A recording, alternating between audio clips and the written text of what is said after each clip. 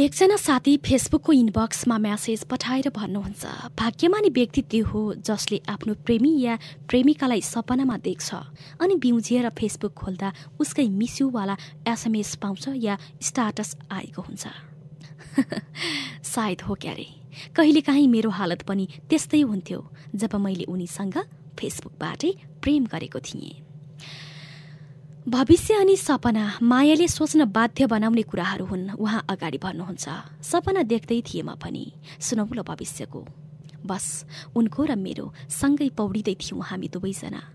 सुन्दर भविष्यको सागरमा म अलि धेरै उत्साहित भए र पौडिरहेको म एक्कासी डुब्न पुगे। बल्ल तल्ल उत्रिएर हेर्दा एक्लै थिए। सागरमा सँगै पौडिरहेको उनलाई आसपास नदेख्दा रुनु पुगे म। आँखाले पर किनारसम्म देख्यो। धमिलो दृष्टि पश्चात पनि उनलाई चिने। अलिकति खुसी लाग्यो। आँखा चिम्म गरी हतार हतार उनकातिर पौडिन थाले। म किनार पुग्दा उनी पर बाटोतिर पुगिसकेका थिए। मैले रोई कराई बोलाउँदा पनि सुनिनन्। एकैछिनमा उनको हात समाउन अर्कै हात आइपुग्यो। आफ्ना दुवै हात आफैसँग थिए मेरो। अनि त्यो तेस्रो हात कसको? विडम्बना। म त्यही अडिरहे अनि उनी त्यही हात समाई अघि बढिरहे। एकचोटिसम्म पनि फर्केर नहेरी रह्यो त केवल छालले किनारमा पछारेकोमा अनि मेरा सपनाहरू।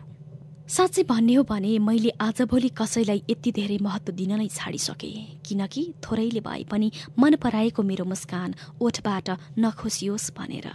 भनिन्छ नि, दुःख हातमा राखेको तोरीको गेडाले भरिएको पोका जस्तै हो। जति धेरै बेर समात्यो त्यति नै हात गल्दै जान्छ। तर त्यही पोकालाई तलबाट पाल पारिदियो भने तोरीका गेडा पनि झर्दै जान्छ अनि हात पनि कम दुख्छ। दुःख पनि त्यस्तै हो, जति धेरैसँग बाँड्यो उति नै मन हल्का हुँदै जान्छ। त्यसैले यदि तपाईहरूको पनि जिन्दगीमा धेरै पीडा छ या धेरै खुसीहरू छ र सबैलाई सुनाउन चाहनुहुन्छ भने, मन हल्का गराउन चाहनुहुन्छ भने, या सिधै भाषामा भन्नुपर्दा तपाईँका पनि यस्तै यस्तै भावनाहरू छन् भने लेखेर मलाई मेल पठाउनुहोला। म तपाईँको परिचय सहित वाचन गरेर यसरी नै सम्हालेर राख्नेछु। मेरो मेल एड्रेस हो diachanko@gmail.com diacand2@gmail.com र diachanko@gmail.com diachandko@gmail.com।